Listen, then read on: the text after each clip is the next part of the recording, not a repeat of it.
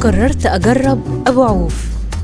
الحقيقة إن أنا من ساعة المقاطعة ما بطلت أجيب خالص نسكافيه، وأنا أصلا كنت مبطلة من فترة كبيرة، لكن كمان مصر الكافيه ما بقاش حلو خالص. حسيت إنه بدأ يعمل لي مشاكل في جنبي أو في كليتي، فالحقيقة ما بطلته خالص.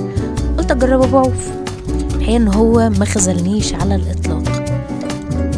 ده شكل البرطمان يعني محكم في قفله، لطيف، شكله حلو، ريحته حلوة جدا، ما تحسش فيه لون زي مصر كافيه. للأسف مصر كافيه كان حلو، في حاجة اتغيرت فيه للأسف، ما بقاش زي الأول. فالحقيقة ان انا قلت بقى اجرب. دي كانت يعني تانية او تالت تجربة، فقلت اصورها لكم بقى، اقول لكم بقى القصة بتاعته. ابو عوف الطعم بتاعه ما فيهوش مرارة، وفي نفس الوقت مش خفيف، بيفوق، سهل في الاستخدام.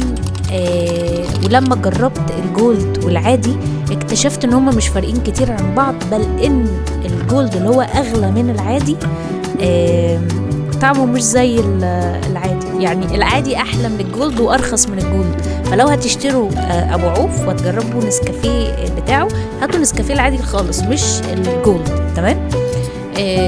هو ده الحقيقة كان افضل بديل عربي للنسكافيه، ويعني اتمنى لكم كوبايه نسكافيه